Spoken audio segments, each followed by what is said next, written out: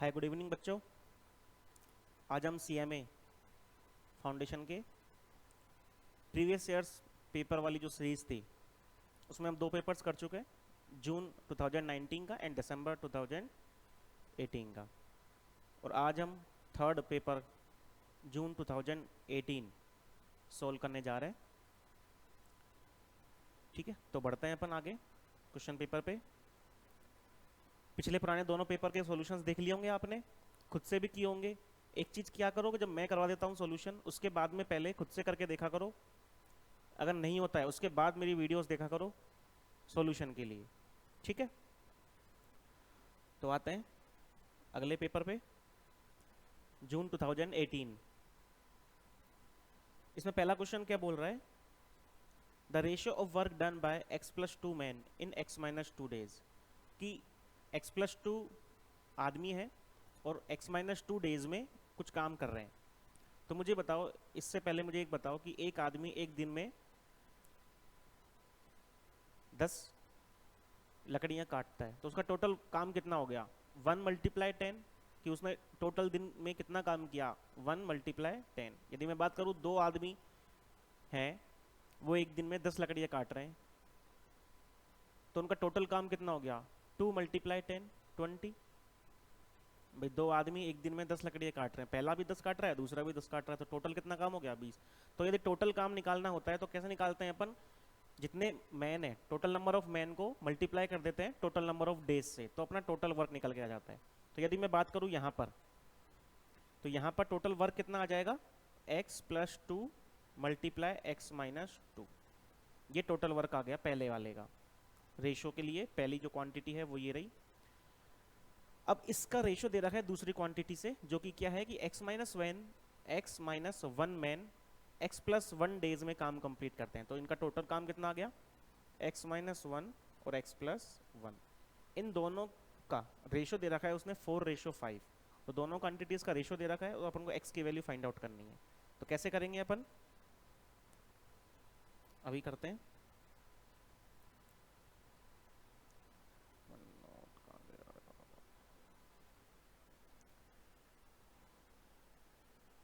देखिए, क्वांटिटी 1 है, क्वांटिटी 2 है। क्वांटिटी 1 क्या दे रहा है अपन को, मार्कर चेंज कर लेता हूँ। क्वांटिटी 1 है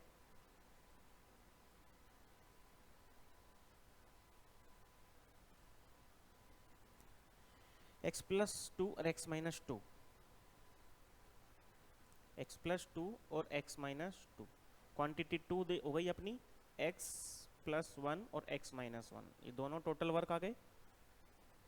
इन दोनों का रेशो दे रखा है उसने अपन को 4:5, और मुझे x की वैल्यू फाइंड आउट करनी है। तो सिंपल क्रॉस मल्टीप्लाई कर देंगे। क्रॉस मल्टीप्लाई से पहले यहाँ पर एक चीज़ करेंगे, क्रॉस मल्टीप्लाई करने से पहले एक चीज़ करेंगे। मुझे बताओ, यहाँ पर एक फॉर्मूला लग रहा है a+b a-b वाला। क्या फॉर्मूला होता है वो, a+b a-b जब आपस में मल्टीप्लाई होते हैं तो फॉर्मूला होता है a² - b²। तो वहाँ पे फॉर्मूला लगाएंगे अपन, a² - x² माइनस b² मतलब 2 का स्क्वायर, 2 का स्क्वायर। ये ऐसे नीचे भी सेम फॉर्मूला लग रहा है, x² - 1 का स्क्वायर बराबर 4/5। ठीक है, कितना हो गया ये, यदि यहाँ पर मैं लिखूँ x² - 4 हो गया है, और ये हो गया अपना x² - 1। ये अपना है 4/5।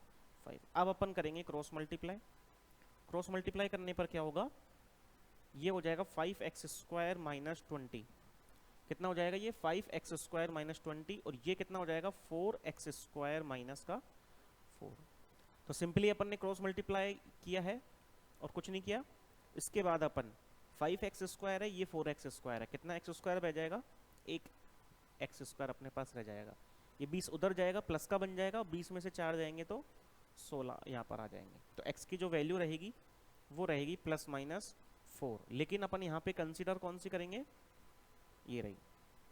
अब बताइए यहाँ पे x की वैल्यू क्या आ जाएगी, +-4, ऑप्शन नंबर ए। क्योंकि x की वैल्यू प्लस करूँगा तब भी रेशो जो है वो 4/5 आएगा, और x की वैल्यू -4 भी पुट कर देखूंगा इसमें, तब भी जो रेशो आएगा वो 4/5 ही आएगा। तो इसलिए x की 2 वैल्यूज होंगी, +4 और -4। ना अगले क्वेश्चन पे आते हैं। The mean proportional between 2 and 8, तो सिंपल है, मीन प्रोपोर्शनल निकालना होता है तो स्क्वायर रूट में दोनों क्वांटिटीज़ को मल्टीप्लाई कर देंगे, तो स्क्वायर रूट ऑफ 16 कितना होता है 4, तो अपना जो आंसर आने वाला है वो ऑप्शन नंबर ए आंसर आने वाला है। सिंपल इंटरेस्ट की बात करूँ, 100 रुपये का 5% 5% per annum rate of interest दे रखी है एंड 5 ईयर्स उसने टाइम दे रखा है, तो मुझे सिंपल इंटरेस्ट निकालना है। सिंपल फॉर्मूला लगा देता हूँ, PRT अपॉन 100 वाला फॉर्मूला लगेगा। P दे रखा है उसने 100, R दे रखा है 5%, टाइम दे रखा है 5, ये तो उसका जो इंटरेस्ट आ गया वो कितना आ गया 25 रुपीज़, ऑप्शन नंबर डी। ठीक है। Now the 7th term of arithmetic progression 7, 10, 13, तो इसमें कितना इंक्रीमेंट हो रहा है +3, इसमें भी +3 का इंक्रीमेंट हो रहा है, तो इस तरह से +3 का इंक्रीमेंट होता जा रहा है। तो मैं लिख सकता हूँ आगे 7 + 10 + 13 + 16 प्लस कितना आएगा 19, 22। तो मुझे 7th टर्म बतानी है, तो पहली, दूसरी, तीसरी, चौथी, पांचवी, छठी और ये हो गई अपनी 7th टर्म 25।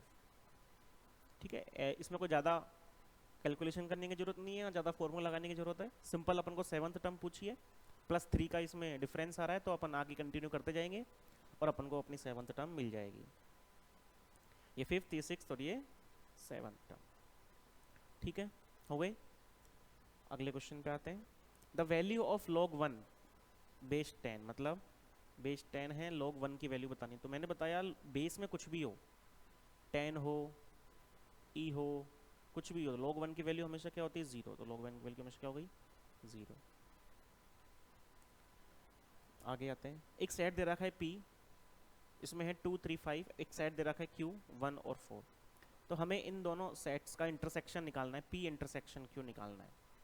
तो देखो दोनों में कुछ कॉमन है क्या, दोनों में कुछ भी कॉमन नहीं आ रहा, तो मतलब ये क्या हो गया नल सेट आ गया। P इंटरसेक्शन Q क्या आएगा नल सेट, मतलब कुछ भी नहीं आएगा दोनों में कॉमन, क्या आएगा 0, कुछ भी कॉमन नहीं आने वाला है, तो ये क्या हो गया नल सेट। बी ऑप्शन मत करके आना, बी ऑप्शन का मतलब ये है कि सेट के अंदर एक एलिमेंट है और वो है 0, जबकि यहाँ पर ऐसा कुछ भी नहीं है, इन दोनों में से कुछ भी कॉमन नहीं आ रहा है, तो वो हो गया नल सेट। नो अगले क्वेश्चन पे आते हैं। NP4 = 30 × NP2। मैंने NPR का फॉर्मूला बताया था, क्या होता है factorial n upon factorial n minus r, ये फॉर्मूला होता है NPR का। इसी से सोल्व करेंगे अपन, कैसे करेंगे देखते हैं। NPR, NP4 और NP2 ये दे रखा है मुझे, तो फॉर्मूले से खोलूँ मैं, factorial n upon n minus 4 factorial 30 factorial n upon n minus 2 factorial, तो फैक्टोरियल n से फैक्टोरियल n कैंसिल आउट हो गया, इधर बचा मेरे पास क्रॉस मल्टीप्लाई करने पर ये 30 × n माइनस 4 का फैक्टोरियल। अब मैं क्या करूँगा, यदि मैं इसको एक्सपेंड करता हूँ तो ये हो गया x माइनस 3 और ये हो गया x माइनस 4 का फैक्टोरियल, 30 और n माइनस 4 का फैक्टोरियल, ये कैंसिल आउट हो गया इससे, तो मेरे पास बचता है n माइनस 2 n माइनस 3 बराबर 30। अब एक तो तरीका ये है कि दोनों को मल्टीप्लाई कर लूँ मैं, फिर एक क्वाड्रेटिक इक्वेशन बनेगी, उससे जो अपना फैक्टराइजेशन मेथड है उससे n की वैल्यू निकाल लूँ। एक तरीका सब्स्टिट्यूट मेथड जो होता है, n की वैल्यू पुट करके देखो कौन सी वैल्यू इस इक्वेशन को सेटिस्फाई कर रही है।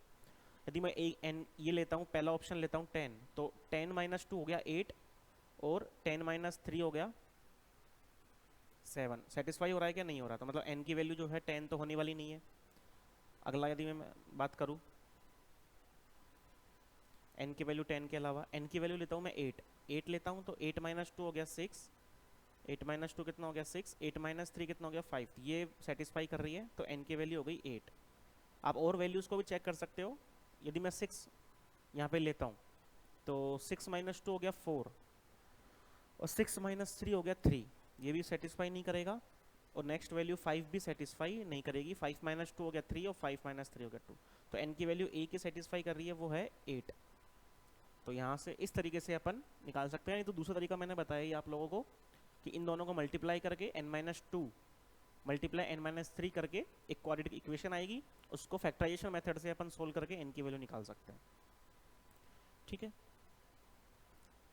Now the sum of the roots of the quadratic equation, इस क्वाड्रेटिक इक्वेशन के मुझे रूट्स फाइंड आउट करने हैं। तो देखो sum of the roots, roots का सम मुझे फाइंड आउट करना है। तो मैंने बताया था क्वाड्रेटिक इक्वेशन के लिए रूट का सम का जो फॉर्मूला होता है वो होता है माइनस का b अपॉन a। यदि मैं बात करूँ यहाँ पर माइनस b की वैल्यू है माइनस का 3 और a की वैल्यू है प्लस का 1, तो ये मुझे सोल्व करके देगा प्लस का 3। तो यहाँ पे आंसर जो आने वाला है डी ऑप्शन यहाँ पर आपका आंसर आने वाला है। यदि मैं बात करूँ अगले क्वेश्चन की 3x माइनस 1 माइनस 3x की पावर माइनस 3 इक्वल्स टू 8, ये मुझे दिया हुआ है। यहाँ से मुझे मिलेगी x की वैल्यू, इस x की वैल्यू को मैं इसमें पुट करूँगा तब मुझे जाकर मुझे इस इक्वेशन की वैल्यू मिलेगी। तो इसको कैसे अपन सिंप्लीफाई करेंगे, तो देखिए उसने दे रखा है मुझे, क्या दे रखा है 3 की पावर x माइनस 1 माइनस 3 की पावर x माइनस 3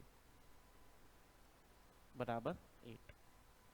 अच्छा मैं इसको ब्रेक करके ऐसे लिख सकता हूँ 3 की पावर x मल्टीप्लाई 3 की पावर माइनस 1, क्योंकि मैंने जब हमको चैप्टर पढ़ाया था पावर वाला तो उसमें बताया था मैंने कि बेस सेम होते हैं तो पावर जो होती है वो ऐड हो जाती है। यदि मैं इनको ऐड करूँगा तो 3 की पावर x माइनस 1 आएगा।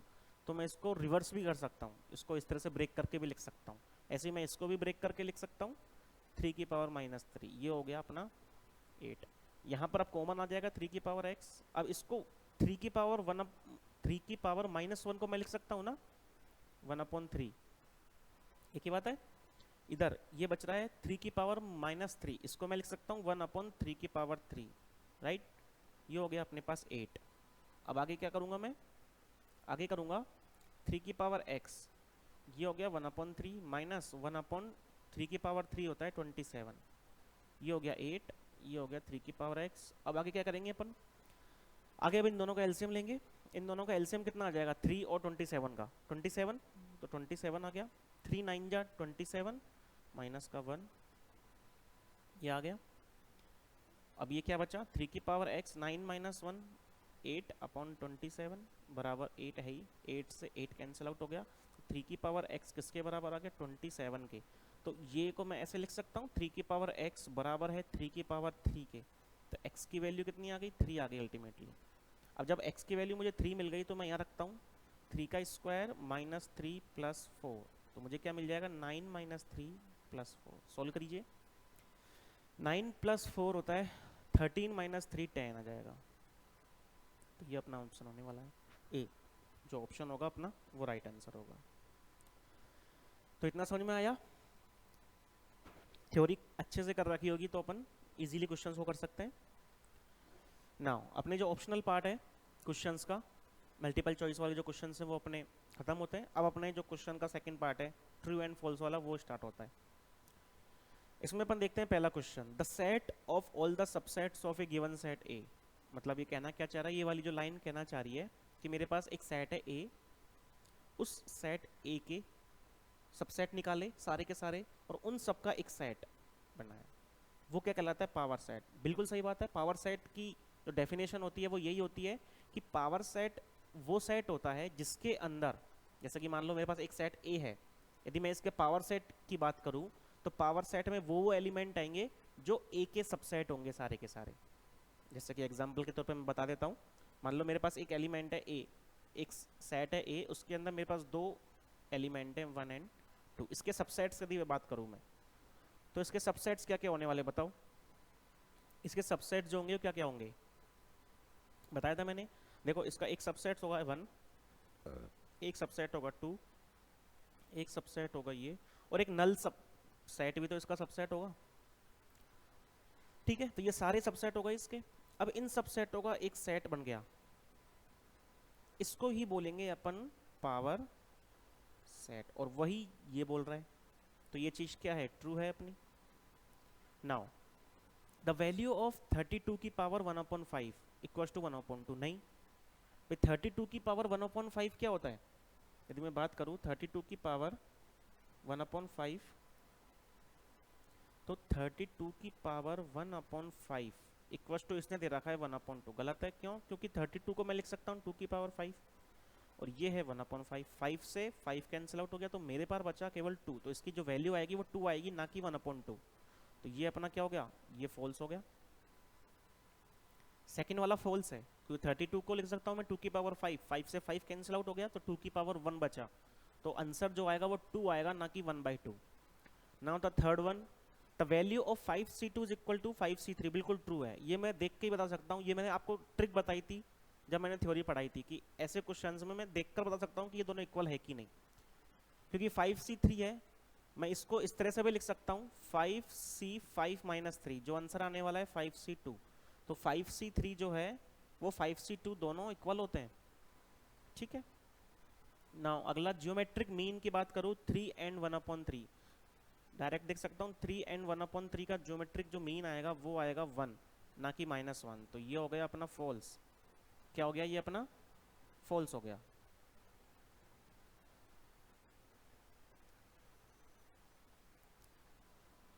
ठीक है, आगे समझ में किस तरह से कर रहे हैं अपन क्वेश्चंस को डील। नाउ नेक्स्ट वन पे आते हैं, the value of x when 2 की पावर x इक्वल टू 3 की पावर x इज 0। मतलब ये कहना क्या चाह रहा है कि 2 की पावर x और 3 की पावर x इक्वल होंगे दोनों केवल तब जब x की वैल्यू क्या होगी, 0 होगी। अच्छा मुझे ये बताओ, x की वैल्यू में 0 ना मानकर 1 मानता हूँ, तो 2 की पावर 1 बराबर 3 की पावर 1 बराबर हो सकते हैं क्या? x की वैल्यू 0 के अलावा कुछ भी रख लो आप, होंगे क्या? अब लेकिन यदि मैं x की वैल्यू 0 रखता हूँ यहाँ पे, 2 की पावर 0, ये क्या हो जाएगा, 2 की पावर 0 हो जाएगा, और ये हो जाएगा 3 की पावर 0। तो मुझे पता है किसी की भी पावर 0 होता है 1 होता है, किसी की पावर 0 होता है 1 होता है, तो ये हमेशा ट्रू रहेगा। If p equals to 1 upon p equals to दे रखा है 2 plus square root of 3 and then 1 upon p 2 minus square root of 3 होगा। बिल्कुल सही बात है, ये बताया था मैंने। क्या बोलते हैं इसको, इन्वर्स हो गया नहीं हो गया, ये p का इन्वर्स है। और जब भी मैंने बताया था कि इर्रेशनल नंबर होता है इस फॉर्म में होता है, तो इसका जस्ट जो रिवर्स यदि बात करूं मैं 1 अपॉन p की, तो वो जस्ट साइन चेंज हो जाता है दोनों के बीच में। कैसे करते हैं देखो, मैं बता भी देता हूं एक बार प्रैक्टिकली।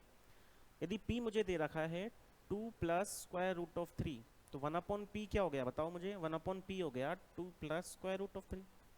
अब ऐसे क्वेश्चंस में जब भी नीचे इरेशनल नंबर होता है, तो मैं इसको नीचे वाली चीज को रेशनल बनाने के लिए क्या करता हूं, इससे जस्ट साइन चेंज वाली वैल्यू से मैं ऊपर और नीचे मल्टीप्लाई कर लेता हूं, क्योंकि मुझे नीचे वाला जो डिनोमिनेटर है उसको रेशनल बनाना है।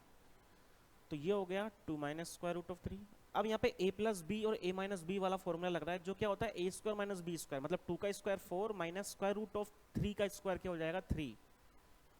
तो ये मुझे दे देगा 2 माइनस स्क्वायर रूट ऑफ 3, जो 1 अपॉन p की वैल्यू क्या आ गई, 2 माइनस स्क्वायर रूट ऑफ 3 यहाँ से निकल कर आई है इस तरह से। तो सिंपली बस अपन को ये याद रखना है कि यदि एक वैल्यू इरेशनल है, इस फॉर्म में है, तो इसका जस्ट यदि मैं रेसिप्रोकल की बात करूँ 1 अपॉन p की, तो वो जस्ट इसका साइन चेंज कर देंगे अपन, दोनों वैल्यू सेम रहेगी। तो 2 प्लस रूट 3 यदि p है, तो 1 upon p 2 minus square root of 3 हो जाएगा। ठीक है, ये केवल इसमें एक चीज याद रखनी है कि दोनों को मल्टीप्लाई करने पर 1 आना चाहिए, मतलब 2 प्लस स्क्वायर रूट ऑफ 3 और 2 माइनस स्क्वायर रूट ऑफ 3 को मल्टीप्लाई करने पर 1 आना चाहिए, तब जाकर ये वाली चीजें पॉसिबल होगी कि प्लस का माइनस कर दूँ। ठीक है, ऐसा नहीं कि दोनों को मल्टीप्लाई करने पर 1 नहीं आ रहा है और अपन ने प्लस का माइनस कर दिया और बोल दिया कि p का वैल्यू जो है 1 अपॉन p यही होगा, ऐसा नहीं। ठीक है, या फिर सिंपली मैंने बताया उस तरह से निकाल लेना। नाउ तो ये ट्रू है, ये वाला भी क्या हो गया अपने ट्रू हो गया। ठीक है, तो अपने ये ट्रू फॉल्स वाला हो गया सेक्शन। अब नाउ नेक्स्ट क्वेश्चन पे आते हैं। थर्ड का पहला क्वेश्चन कह रहा है कि x यदि प्रोपोर्शनल है, डायरेक्टली वेरी कर रहा है y के साथ, तो मुझे ये प्रूफ करना है कि X square plus Y square भी वेरी करेगा x square minus Y square के साथ, ये मुझे प्रूफ करना है। ठीक है, सिंपल करते हैं अपन। अभी क्या बोल रहा है,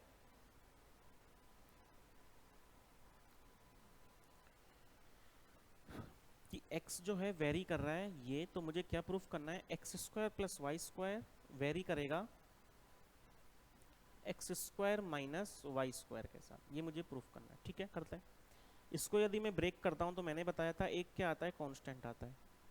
तो इसको मैं ऐसे लिख सकता हूं कि x अपॉन वाई जो होगा वो एक कांस्टेंट होगा, मतलब प्रोपोर्शनल का मतलब क्या हो गया कि x अपॉन वाई क्या होगा, कांस्टेंट होगा। यदि मैं इसकी बात करूं तो अल्टीमेटली यदि मैं ये प्रूफ कर दूं कि X square plus Y square upon X square minus Y square, ये यदि ये कांस्टेंट वैल्यू आ रही है तो मैं कह सकता हूँ ना कि X square plus Y square जो है डायरेक्टली वेरी कर रहा है x square minus Y square के साथ। ठीक है, करते हैं। मैं क्या करता हूँ, X square plus Y square upon X square minus Y square ले लिया, इसको कांस्टेंट के प्रूफ करता हूँ कि ये जो वह है पूरी वैल्यू कांस्टेंट आ रही है। कैसे? मैं क्या करता हूँ, ऊपर से y कॉमन ले लेता हूँ, तो ये हो जाएगा X square upon Y square plus 1, Y square common ले लिया, इधर से भी वाई स्क्वायर से मैं डिवाइड कर दिया, ऐसे मान लो x square minus Y square minus 1, ऊपर नीचे वाई स्क्वायर से मैंने डिवाइड कर दिया, तो यहाँ पे ये बन गया। अब मुझे पता है कि x अपॉन वाई क्या है, के। अब ये भी इसने खुद नहीं दे रखा है कि x और y किसके बराबर है, डायरेक्टली वेरी कर रहे हैं, तो x अपॉन वाई क्या हो गया, के हो गया। तो मैं यहाँ पर x अपॉन वाई की जगह k लिख देता हूँ, तो ये हो गया के स्क्वायर प्लस 1 और ये हो गया के स्क्वायर माइनस 1। अब मुझे बताओ k खुद एक कांस्टेंट है, इसमें मैं एक कांस्टेंट ऐड कर रहा हूँ तो कांस्टेंट ही मिलेगा, नीचे भी क्या मिलेगा, कांस्टेंट ही मिलेगा। और कांस्टेंट को कांस्टेंट से डिवाइड करूंगा तब भी मुझे क्या मिलने वाला है, कांस्टेंट मिलने वाला है। तो ultimately X square plus Y square upon X square minus Y square किसके बराबर आ गया, कांस्टेंट के बराबर आ गया। और जब ये कांस्टेंट के बराबर आ गया तो मैं डायरेक्टली बोल सकता हूँ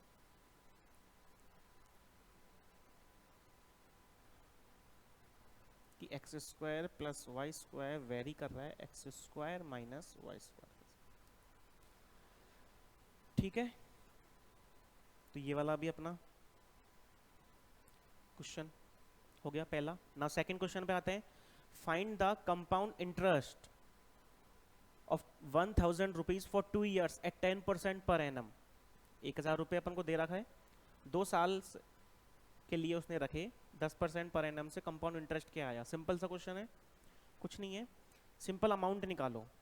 अमाउंट का फॉर्मूला बताया था मैंने, p plus 1 upon R upon 100 का पावर t। p दे रखा है 1000 रुपीज, 1 प्लस r दे रखी है 10% और टाइम दे रखा है 2 ईयर्स, राइट। तो ये 0 से 0 कैंसिल आउट, 1000 अंदर क्या रह गया, 10 प्लस 1 11 अपॉन 10, ये 2 बार मल्टीप्लाई होगा क्योंकि पावर में 2 है, तो यदि 10 से मल्टीप्लाई कर देता हूँ 100, ये गया तो 11 11 121 और 0 100 1210 आ गया अमाउंट। तो सी आई क्या हो जाएगा, अमाउंट में से प्रिंसिपल को माइनस कर दूंगा तो 210 अपना कंपाउंड इंटरेस्ट आ गया निकल के। तो ये भी अपना सोल्व हो गया सेकंड वाला क्वेश्चन। ठीक है, ये भी सोल्व हो गया और ये भी सोल्व हो गया अपना। अब आते हैं अपन थर्ड क्वेश्चन पे। हो गए दोनों क्वेश्चन सोल्व। नाउ अपने थर्ड क्वेश्चन पे आते हैं। थर्ड क्वेश्चन क्या कह रहा है, 4th and 7th term of A GP series 24 and 192।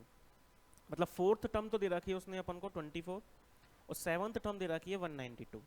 मतलब कहना क्या चाह रहा है कि जीपी की 4th टर्म दे रखी है मुझे 24, तो मैं इसको ऐसे लिख सकता हूँ ना, ए आर की पावर 3। 7th टर्म दे रखी है उसने 192, मैं इसको ऐसे लिख सकता हूँ ए आर की पावर 6। तो मुझे सम निकालना है, फर्स्ट 10 टर्म्स का सम मुझे फाइंड आउट करना है।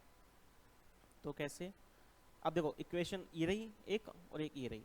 अब इसको निकालने के लिए एक फॉर्मूला होता है जिसमें मुझे ए और आर की वैल्यू चाहिए। ए और आर की वैल्यू मुझे कहाँ से मिलेगी, यहाँ से मिलेगी, इन दोनों इक्वेशन से मुझे ए और आर की वैल्यू मिलेगी। तो देखो कैसे, यदि मैं A R cube upon A R 6 दोनों को डिवाइड कर दूँ 24 अपॉन 192, तो ये a से a कैंसिल आउट हो गया, ये आर क्यूब से ये कैंसिल आउट हो गया, यहाँ पर रह गया आर क्यूब।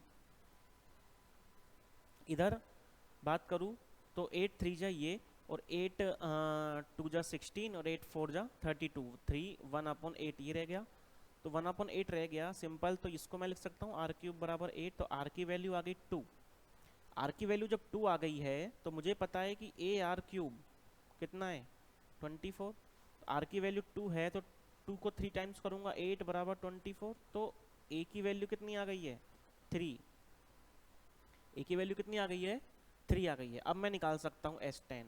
जीपी के लिए S10 का फॉर्मूला, जब r की वैल्यू ग्रेटर देन 1 हो, r की वैल्यू कितनी है 2 है, ग्रेटर देन 1 है, तो फॉर्मूला जो होता है a आर की power n minus one upon R minus one, यही होता है। ए की वैल्यू है 3, आर की जो आ जाएगी 2, एन की वैल्यू दे रखी 10 टर्म्स का निकालना है, माइनस वन अपॉन आर की वैल्यू 2 माइनस वन। फॉर्मूले में केवल वैल्यूज पुट करी है ए की और आर की, और ए की और आर की वैल्यू कहाँ से आई है, ऊपर की जो दो इक्वेशंस दे रखी थी उसने वहां से आ गई है। इसको सॉल्व कीजिए, 3 2 की पावर 10 माइनस वन ये हो गया, अपॉन 2 माइनस वन 1 ही रहेगा, तो ये वाला इसका आंसर आ गया। अब इसको और सिंप्लीफाई कर लेते हैं, एग्जैक्ट वैल्यू क्या आएगी, तो 3 2 की पावर 10 कितना होता है, देखो 2 2 2 जा 4, 2 और जा 8, 8 2 2 जा 4, 4 2 जा 8, 8 2 जा 16, 2 जा 32, 2 जा 64, 2 जा 128, अगेन 256, अगेन 512, 9 टाइम्स हो गया, अगेन 124, ये आ गया 2 की पावर 10 माइनस वन कर दूंगा, 3 मल्टीप्लाई 1023, ये आ गया, मल्टीप्लाई करूंगा 9603, ये अपना आंसर आने वाला है इसका 3069। तो ये अपना सी ऑप्शन, सी जो अपना क्वेश्चन है वो हो गया। नाउ नेक्स्ट वन क्वेश्चन पे आते हैं कि वैल्यू फाइंड आउट करनी है मुझे log 53 और log 3625 की। देखो कैसे करेंगे, ये करनी है मुझे log 53 मल्टीप्लाई log 3625 की वैल्यू फाइंड आउट करनी है। तो ये हो गया, इसको मैं लिख सकता हूँ 25 मल्टीप्लाई 25 होता है 625, और 25 खुद 5 का स्क्वायर होता है, तो 5 की पावर 4 लिख सकता हूँ मैं इसको मैं लिख सकता हूँ 5 की पावर में 4, क्योंकि 5 को 4 टाइम्स मल्टीप्लाई करेंगे तब जाकर मुझे 625 मिलेगा। तो अब ये क्या आ गया, log 5 मल्टीप्लाई 4 मल्टीप्लाई log 3 4, क्योंकि ये पावर आगे चले जाएगा। अब मैंने क्या बताया था, log में हमेशा बेस में या तो 10 होता है या e होता है, तो इसको बेसिक log बनाने के लिए मैं ऐसे लिख सकता हूँ log 10 3 अपॉन log 10 5 मल्टीप्लाई 4, ऐसे इसको मैं लिख सकता हूँ बेसिक log बनाने के लिए log 10 5 अपॉन log 10 3। अब मुझे बताइए, ये कैंसिल आउट हो गया, ये कैंसिल आउट हो गया, अब बचा कितना 4, तो इसकी पूरी की वैल्यू आई कितनी 4, सिंपल हो गया। अगला question, find the number of ways in which a person can invite his 4 friends selecting at least one. मतलब एक बंदा है, उसके घर पे पार्टी चल रही है, ठीक है, अब वो ये चाह रहा है कि मैं अपने दोस्तों को बुलाना चाह रहा हूँ, ठीक है, उनमें से किसी एक को तो बुलाऊं ही बुलाऊं, क्योंकि कमीना दोस्त होगा कोई ना कोई एक, उसका कह रहा होगा भाई मैं तो आऊंगा ही आऊंगा, तो चाहे बुलाए नहीं बुलाए, तो वो सोच रहा है यार किसी एक को बुलाऊं, कम से कम एक तो आ ही जाए, कोई ना कोई सा, साथ में मिलके पार्टी कर लेंगे दोनों, अकेला तो कैसे करेगा वो। तो चारों में से किसी एक को बुलाना चाह रहा है वो, कम से कम एक को, दो को भी हो, दो भी आ सकते हैं, 3 भी आ सकते हैं, 4 भी आ सकते हैं, उसने कंप्लीटली छूट दे रखी है कि आपके ऊपर डिपेंड है कितने भी आओ, लेकिन कम से कम एक तो आना ही आना। तो इसके 2 तरीके हैं करने के, मैंने पहले भी बता चुका हूँ ऐसा क्वेश्चन करने का, अपने लास्ट पेपर में एक क्वेश्चन किया था सब्जेक्ट वाला कि 7 सब्जेक्ट में से किसी एक में पासिंग मार्क्स वाला, सेम उसी की तरह है। तो मेथड 1 क्या कह रहा है कि 4 में से मैं एक को बुला लूँ, या 4 में से 2 को बुला लूँ, या 4 में से 3 को बुला लूँ, या 4 में से 4 को बुला लूँ, ये सारे उसके नंबर ऑफ वेज आगे बुलाने के, इनको सबको सम कर लो। 4c1 की वैल्यू होती है कितनी 4 आएगा, 4c2 कितना हो जाएगा 4, 2 बार खोलेंगे ऊपर और नीचे भी, 4c3 कितना होता है 4c1 के बराबर होता है 4, 4c4 1 के बराबर हो जाएगा। इसको करूंगा 4 + 6 + 4 + 1 ऐड करूंगा तो कितना आ गया 15, तो नंबर ऑफ वेज टोटल कितने जाएंगे 15। अब यदि इसका मैं सेकंड मेथड करना चाहूँ तो सेकंड मेथड मैंने कितना बताया था, देखो मेरे पास फ्रेंड है 4, 1 सेकंड फ्रेंड, थर्ड फ्रेंड और फोर्थ फ्रेंड। अब इसके 2 तरीके हैं, या तो वो इनवाइट कर सकता है या नॉट इनवाइटेड हो सकता है, तो इसके टोटल आउटकम होंगे 2, इसके भी टोटल आउटकम 2 होंगे, इसके भी 2 होंगे और इसके भी 2 होंगे, तो टोटल सभी के आउटकम कितने आ गए 2 की पावर 4, ये टोटल आउटकम आ गए। अब एटलीस्ट के लिए मैंने बताया था कि टोटल में से यदि मैं किसी को भी नहीं बुलाना चाहूँ वो माइनस कर दूँ, तो 2 की पावर 4 में से मैं 4 में से किसी को भी नहीं बुला रहा हूँ, सही है, तो वो कितना होगा -4c0 कितना आएगा 1 आएगा,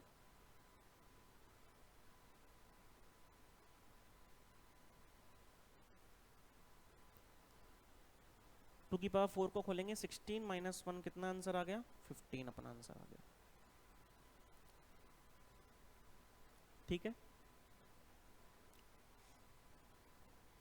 नाउ अगले क्वेश्चन पे आते हैं। एक क्वाड्रेटिक इक्वेशन दे रखी है अपन को, x square plus x minus 1, उसके दो इसने रूट्स दे रखे हैं अपन को। क्या रूट्स दे रखे हैं इसने अपन को, पी एंड क्यू जो है इसके रूट्स हैं। तो मुझे वैल्यू फाइंड आउट करनी है 1 upon P plus 1 upon Q की। अच्छा, मैं इसको पहले सिंप्लीफाई करता हूँ, तो यदि मैं एलसीएम लेता हूँ पी क्यू, तो ऊपर आ जाएगा पी प्लस क्यू।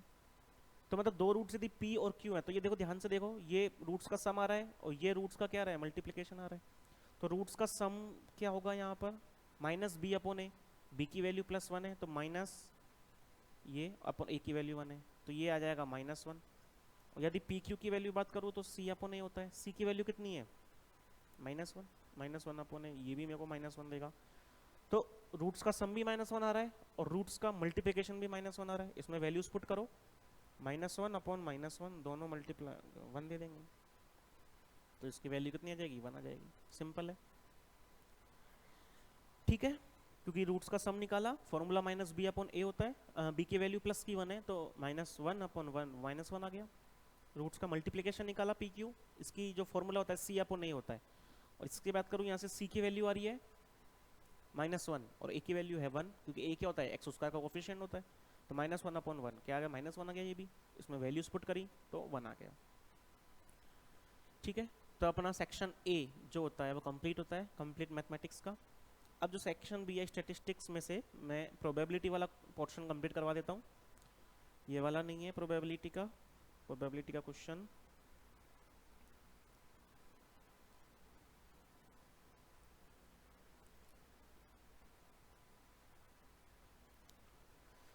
हाँ ये रहा, if A and B two mutually exclusive events. Mutually exclusive events के लिए मैंने एक पहले ही बता रखा है कि दोनों के बीच में कुछ भी कॉमन नहीं आएगा। मतलब दो इवेंट यदि म्यूचुअली एक्सक्लूसिव हैं तो उनको जो इनका इंटरसेक्शन होता है वो क्या होता है, 0 होता है। उसने मुझे ए की प्रोबेबिलिटी दे रखी है, बी की निकालनी है, और ए यूनियन बी की मुझे इसने दे रखी है। तो सिंपल मुझे बताए कि ए यूनियन बी जो होता है वो क्या होता है म्यूचुअली एक्सक्लूसिव इवेंट के लिए, P A plus P B होता है। म्यूचुअली एक्सक्लूसिव इवेंट है ना, उनके लिए ए यूनियन बी यही होता है। क्यों, क्योंकि उसमें ए इंटरसेक्शन बी कितना होता है, 0 होता है।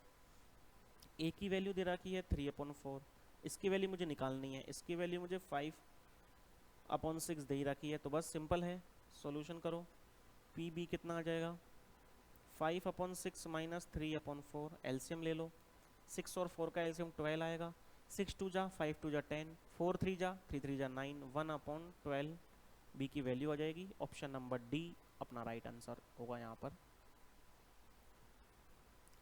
ना ट्रू एंड फॉल्स वाले पर आते हैं, पहला वाला भी नहीं है।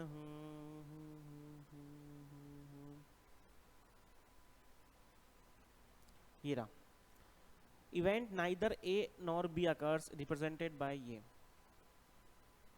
ये बोलना चाह रहा है कि ना तो इवेंट ए हो रहा है और ना ही इवेंट बी हो रहा है। हिंदी में और मतलब एंड आ रहा है, तो इसको कैसे रिप्रेजेंट करें। तो मतलब कहने का मतलब ये है कि इवेंट नहीं होने की प्रोबेबिलिटी ये हो गई सिंबल, एंड बी के भी नहीं होने की।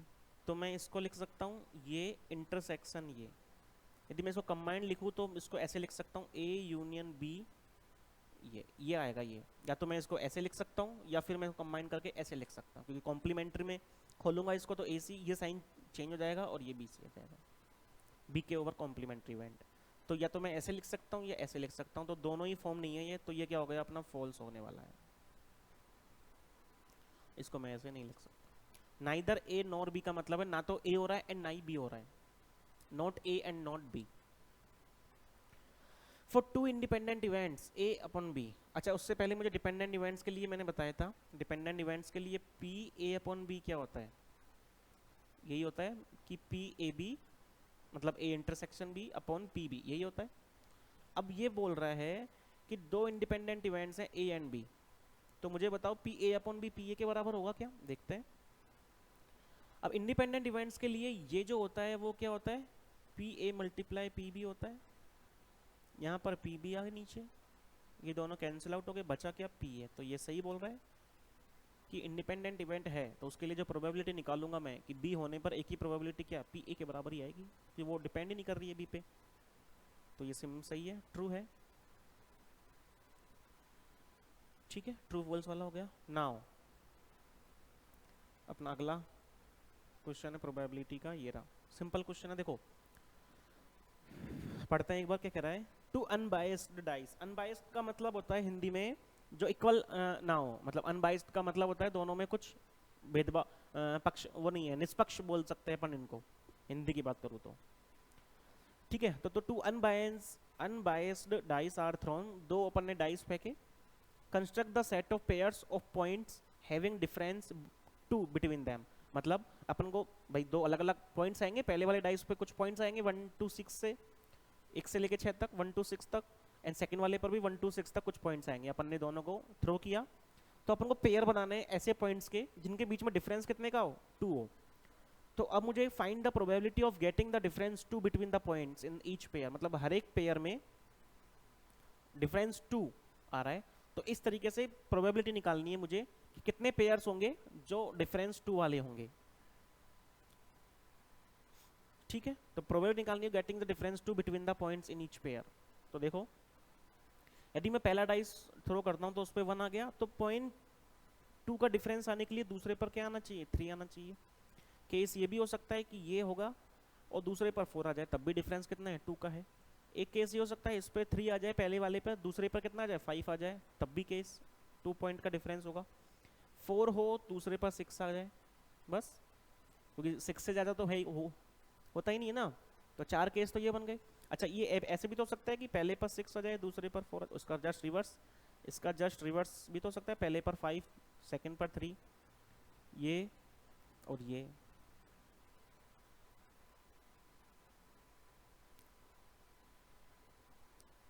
क्योंकि दूसरे वाले पर 1 आ सकता है, दूसरे वाले पर 2 आ सकता है, 3 आ सकता है, 4 आ सकता है। ठीक है ना, तो ये इस तरह से ये 8 केसेस बनेंगे, क्योंकि यहाँ पे देखो पहले पर 1 है तो दूसरे पर 3 आएगा डिफरेंस 2 होने के लिए, पहले पर 2 है तो दूसरे पर 4 आएगा 2 डिफरेंस होने के लिए, इस पर कितना है 3 है, तो डिफरेंस होने के लिए 2 का 5 आना चाहिए सेकंड वाले पे।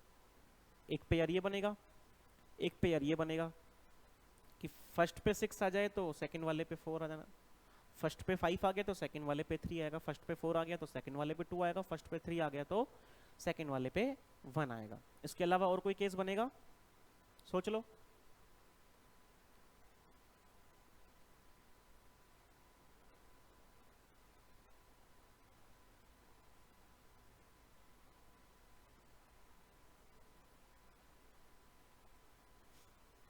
तो टोटल कितने अपने केस बन गए, टोटल अपना जो फेवरेबल आउटकम्स बने वो हैं 1 2 3 4 5 6 7 8 बने, और 2 डाइस फेंके तो टोटल अपने आउटकम्स कितने हैं, 6 × 6, पहले पर 6 दूसरे पर 6, तो इसकी जो प्रोबेबिलिटी आने वाली है 8/36 आने वाली है। ये अपना राइट आंसर है। सिंपल है, अपन को डिफरेंस 2 निकालना है कि दोनों डाइस पर जो पेयर बनेंगे वो डिफरेंस 2 वाले अपन को पेयर्स लेने हैं, 1 3 2 4 3 5 4 6, नाउ 6 4 इसका जस्ट रिवर्स हो जाएगा, 5 3 4 2 3 1, ये पहले पर 1 आ सकता है, 2 आ सकता है, 3 आ सकता है, 4 आ सकता है, पहले पर 5 आएगा दूसरे पर 3 आएगा, पहले पर 6 आएगा दूसरे पर 4 आएगा। अब यदि पहले पर 4 आता है तो दूसरे पर 2 भी तो आ सकता है, पहले पर 3 आएगा तो दूसरे पर 1 भी आ सकता है, इस तरीके से अपने निकल जाएंगे। तो ठीक है, समझ में आ गया, इजी है, ज़्यादा टफ क्वेश्चंस भी नहीं है। तो यहाँ पर अपने पेपर कंप्लीट होते हैं। अब अपन अपने नेक्स्ट वीडियो में आगे वाले जो सॉल्यूशन है पेपर्स के वो देखेंगे। आई होप आपको सारे सॉल्यूशन समझ में आ रहे होंगे, आप खुद से भी प्रैक्टिस कर रहे होंगे, तो करते रहिए, प्रैक्टिस करते रहिए। ठीक है, थैंक यू, धन्यवाद।